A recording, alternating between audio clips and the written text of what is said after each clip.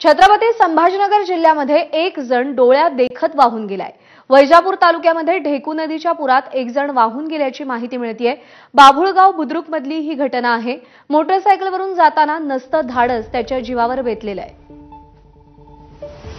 सातत्यानं आवाहन केलं जात आहे। पुराच्या पाण्याला सध्या प्रचंड वेग आहे। नदीच्या पाण्याचा प्रवाह हा खूप जास्त आहे आणि अशामध्ये नसतं धाडस करू नका, पुलावरून गाड्या घालू नका, तरी सुद्धा काही जण ऐकत नाहीत आणि मग ही दृश्य समोर येतात। कृष्णा केंडे आपले प्रतिनिधी सध्या आपल्या सोबत आहेत। कृष्णा, अनेकदा आवाहन करूनही लोक ऐकत नाहीयेत, नेमकं काय घडलं छत्रपती संभाजीनगरमध्ये?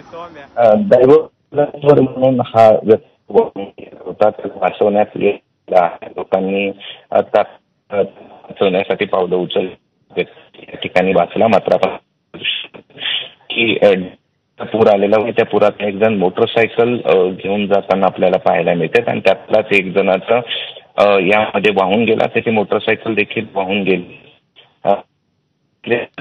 एक व्यक्ती उतरला आणि त्याने कृष्णा, थोडासा थांबवते, आवाज नीट पोहोचू शकत नाहीये काही तांत्रिक अडचणींमुळे। आपण दृश्य पाहूया। दृश्यांमध्ये आपण पाहतोय की एक व्यक्ती, दोघं जण खरं तर मोटरसायकलवरून जात होते आणि पुराच्या पाण्याचा, त्या प्रवाहाचा, वेगाचा अंदाज न आल्यामुळे हे मोटरसायकल स्वार वाहून गेलेले आहेत। दृश्य आपण सध्या पाहतोय। अनेकदा आवाहन केलं जात आहे की अशा पद्धतीनं जीवघेणा प्रवास करू नका, पण तरी सुद्धा लोक नसतं धाडस करतायत।